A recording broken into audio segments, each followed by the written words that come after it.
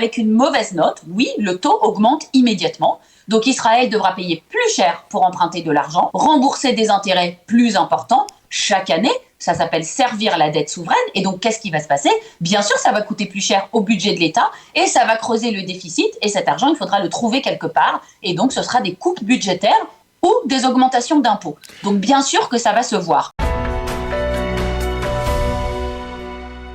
Nous avons le plaisir d'être en ligne avec Yael Ifra. Yael, bonjour, Boker Tov.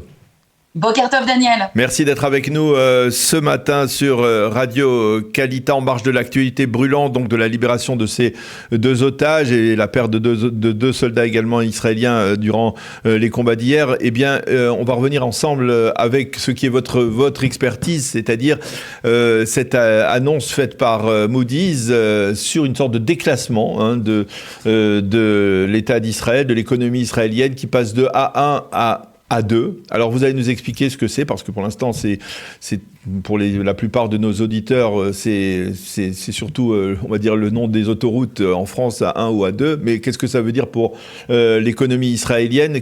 Est-ce que c'est véritablement un déclassement embarrassant pour Israël? Oui, alors d'abord Daniel, moi aussi je tiens à dire que je partage votre joie ce matin. Voilà, c'est se réveiller avec cette nouvelle extraordinaire, même si elle est mêlée de tristesse pour les deux soldats. Voilà, c'est quand même, on a le sourire et voilà. Ouais, alors, qu'est-ce qui s'est passé hier? Enfin, c'est pas hier, plutôt vendredi, qui a d'ailleurs justifié une annonce, une communication aux médias de Binyamin Netanyahou en plein Shabbat, ce qu'il évite absolument de faire de manière générale pour ne pas irriter son électorat. Eh bien oui, c'est vraiment un tremblement de terre, tout simplement parce que, d'abord, je voudrais dire que c'est la première fois que la note d'Israël est dégradée depuis qu'Israël s'est tourné vers les marchés internationaux pour lever des fonds en 1988. Parce que bon, avant, vous savez, vous vous souvenez de cette histoire de la quasi-faillite de l'État d'Israël en 1985. Et dès qu'on est rentré sur la voie de la croissance, de la high-tech, de l'orthodoxie budgétaire, de la bonne gestion, du désendettement, Israël a commencé à se financer sur les marchés extérieurs, sur les marchés souverains. Et donc, ça a été une lutte de dizaines d'années pour arriver à un classement comparable, voire même supérieur à celui de beaucoup de pays européens. Donc Israël était extrêmement bien noté, toujours bien noté auprès des deux autres agences. Et qu'est-ce que c'est que ces agences de notation? Pour expliquer, ce sont donc des agences privées, donc il y en a trois, il y a Moody's, il y a Fitch et il y a S&P.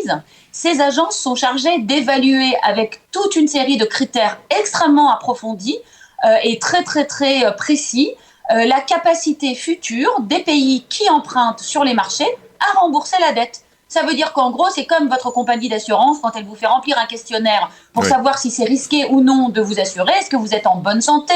Est-ce qu'il y a des barreaux, je sais pas, à la fenêtre de vos maisons? C'est exactement la même chose pour un pays, sauf qu'évidemment, c'est beaucoup plus compliqué. Et donc, il ne s'agit pas uniquement de critères économiques. Oui, des critères économiques, bien sûr, ce qu'on appelle les critères macro, donc le chômage, la démographie, la population, l'endettement, le budget de l'État, mais aussi des critères sociaux, la stabilité. Les marchés ont horreur de l'instabilité, la capacité des tribunaux à juger correctement des litiges pour si des entreprises veulent venir investir dans le pays. Est-ce que s'il y a un litige, elles seront bien jugées de façon juste, mais aussi les infrastructures, la façon dont le pays, en gros, se gère. Et donc... c'est important ce que vous précisez, parce que dans la réponse du ministre des Finances, Bezalel Smotrich, il y avait un élément qui était intéressant. Il disait tout l'argumentaire avancé pour justifier ce déclassement, eh bien, c'est un argumentaire politique. Est-ce que, en fait, ces agences s'occupent aussi de l'atmosphère qui règne dans le pays, c'est-à-dire l'atmosphère de tension politique, d'un leadership qui peut être controversé? Est-ce que ça entre en compte dans la décision finale de ces agences de notation? Ou c'est purement politique et purement économique? Alors, on ne peut pas dire que des facteurs de politique interne du pays qui peuvent mener à une instabilité, comme par exemple lorsque Moody's avait déjà donné une perspective négative à Israël au mois d'avril 2023 sur fond de la réforme judiciaire et des manifestations qui avaient démarré. Donc on voyait des centaines de milliers de personnes dans les rues, donc une instabilité, une menace sur la Cour suprême et sur l'indépendance de la justice. Si ça, vous appelez ça de la politique, alors oui, bien entendu. Mais en fait, ce n'est pas politique pour la bonne raison que je vais vous dire que de très nombreuses dictatures qui ne respectent aucunement les droits de l'homme ou qui peuvent être en guerre dans le monde ont d'excellentes notes. Ça n'a jamais ému les agences de donner des bonnes notes à la, je sais pas moi, à la Birmanie ou à la Hongrie. Donc ce n'est pas la question. La question, c'est que effectivement, ces analystes, contrairement à ce qu'essaye de nous faire croire le ministre des Finances Bezalel Smotrich, sont des grands professionnels qui viennent dans le pays de façon régulière, qui suivent tout ce qui se passe, qui rencontrent tous les responsables. Et d'ailleurs, avant cette décision, sachez que des efforts, entre guillemets, de freinage, comme on dit en hébreu, désespérés ont été faits durant les 10 derniers jours par tous les hauts fonctionnaires du ministère des Finances, qui ont rencontré les gens de Moody's, qui leur ont fait passer des notes, qui leur ont montré les aménagements qui avaient été faits dans le budget afin d'essayer de les convaincre qu'Israël prenait les bonnes mesures. Eh bien, l'agence Moody's ne s'est pas du tout laissée convaincre. Et donc, ce n'est pas vrai. Bien sûr qu'il y a des relations très étroites entre les gens de l'agence et les hauts fonctionnaires des différents ministères. Il y a une communication permanente. Et donc, c'est une exploitation assez cynique de la part de Bezalel Smotrich que de tenter de décrire cette décision comme étant un coup près qui est tombé. Non, Moody's a prévenu, reprévenu, a expliqué ses facteurs de décision, a donné la possibilité au pays de corriger le tir. Après, vous me direz, Israël ne mène pas son budget en fonction de Moody's, bien évidemment, ni même le pays, ni même la guerre. Mais en dehors de la guerre, donc qui est un élément important de cette baisse de notes, il faut savoir que ce n'est pas une décision politique. Alors, je voudrais, avec vous, que vous nous détailliez, pour des profanes, quels sont les impacts de cette décision sur l'économie israélienne, sur le budget de l'État, sur la dette de l'État, tous ces paramètres qui risquent d'être affectés par, sur les taux d'intérêt également, qui risquent d'être affectés par la décision de Moody's. Ben, évidemment, alors le premier impact et le plus important, c'est que le comptable général de l'État, donc qui est chargé d'aller à l'étranger sur les marchés souverains, emprunter de l'argent pour financer le déficit. Donc, quand on a un budget, Daniel, on a des recettes et on a des dépenses.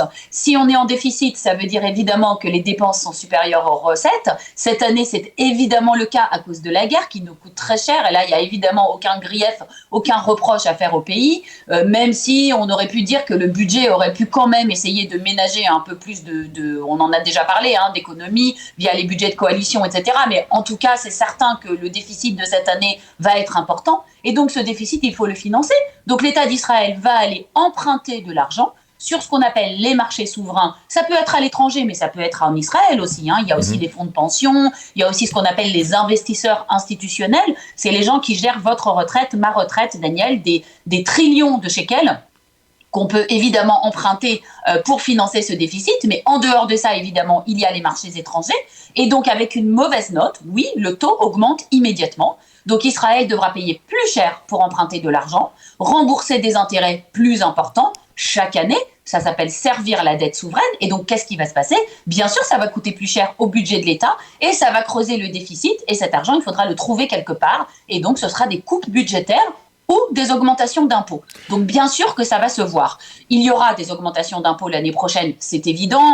Une augmentation d'1 point de TVA qui est déjà prévue pour 2025. Ça frappe tout le monde au porte-monnaie, tous les ménages israéliens.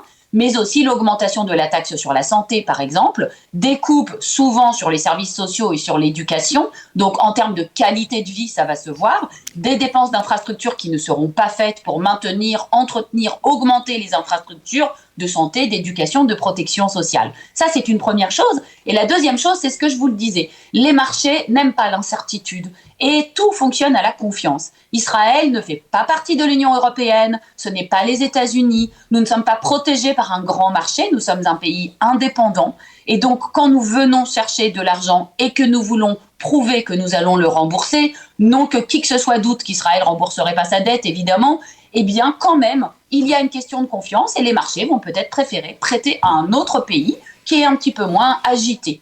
Voilà. Donc c'est pour ça que c'est important. Donc ces hausses vont se répercuter pour nous. Il y a aussi peut-être des sociétés qui hésiteront un peu plus à venir investir en Israël parce qu'elles sauront que justement les dépenses d'infrastructure, les dépenses qui sont nécessaires pour former des salariés de bonne qualité ne seront pas faites et ça dégradera forcément l'attractivité du pays pour des investisseurs étrangers. Eh bien, on a très bien compris. Vous nous expliquez comme à chaque fois de manière extrêmement simple et claire des choses qui semblent assez abruptes et complexes. Merci beaucoup, Yael, de nous avoir expliqué donc les répercussions de cette annonce de Moody's et qui pourrait être suivie d'ailleurs d'une même annonce de déclassement par les deux autres agences de notation dont vous avez parlé. Et effectivement, et tout ça, ce n'est pas particulièrement encourageant pour l'économie israélienne à court ou moyen terme. Merci beaucoup en tout cas de nous avoir expliqué cela ce matin. Bonne journée Yael, à bientôt. Merci Daniel et bonne journée.